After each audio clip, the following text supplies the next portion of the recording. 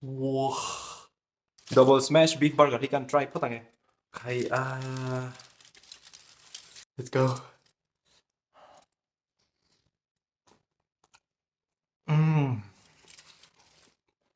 Tùy rộp thật.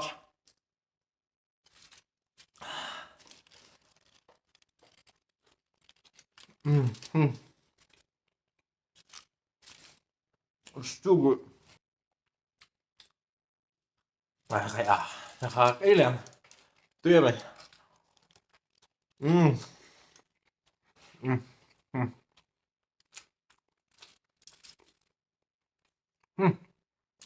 Cái củ sẽ cho nhà. Tôi nào. Cheeseburger. Try nào.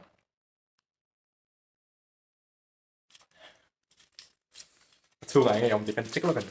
Nhưng mà cheeseburger thì oh my god. Đây làm hiểu.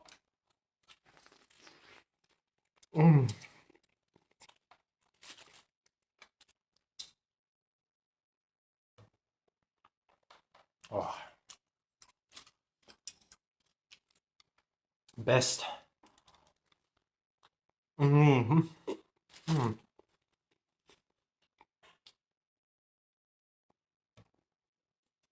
Túi tặng thì túi tặng. Tôi nào. Korean strips cần try nào. Wow. Dip sauce hay nào. Ấy. Cheese.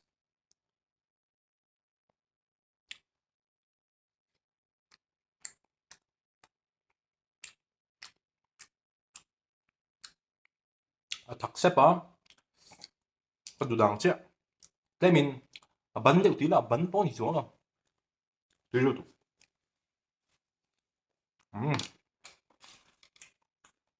Sauce đó.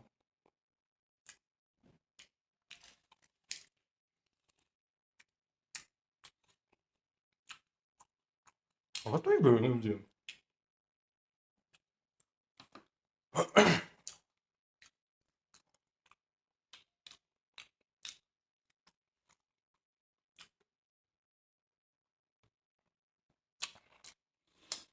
Sáng là mốt. Em vừa tắm về tắm về văn hộp văn hộp đó về cho Korean strips.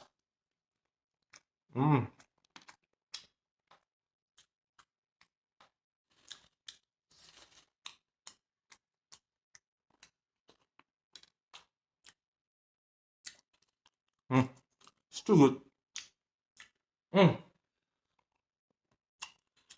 NOM Aizawl AMC sang cái gì à? Các món gì không? NOM Aizawl AMC sang chứ mà?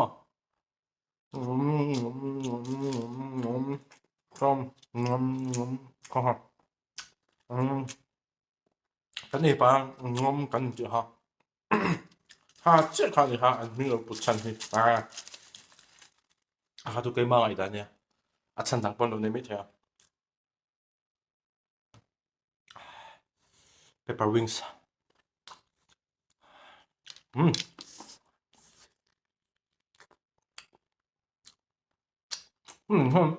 한번 집사 전에 또 한.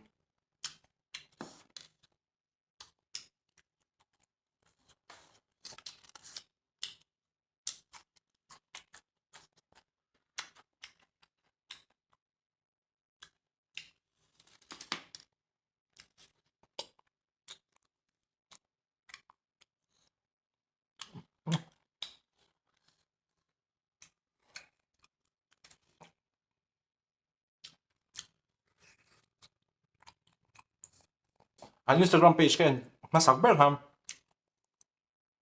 Khá với hắn lâu bị nặng được lâu bị spicy về được hắn lâu bị flashy fancy về mà. Các bạn ha, mấy lần đã ăn, mà tụi em bao gọi đâu. Bị đang ăn thấu, anh những cái ring thì rượu cái bùa. NOM Aizawl này tụi tôi hiện nhiên, burger thì cái nào thôn chính em lâu try sắp xin luôn thế. Anh chịu lâu khóc mày. Ô cái lâu tí khóc à.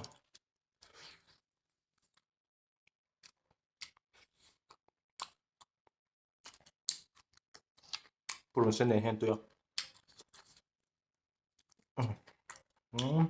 A fresh t-shirt.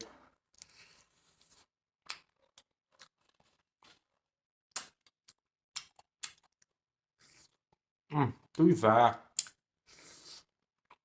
mình còn thon gì ngã cái ấy thấy ăn cái à tôi cái thì khóc mày bao thu cái ấy thấy tao ăn lâu à cái nụ tê cặp ba tê le cái nào tê tan cái cake đó này.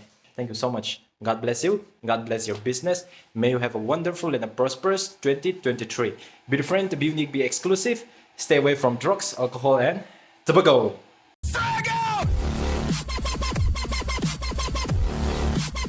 Ê, tụi cái khá lây lâu ê rù khá. Ê.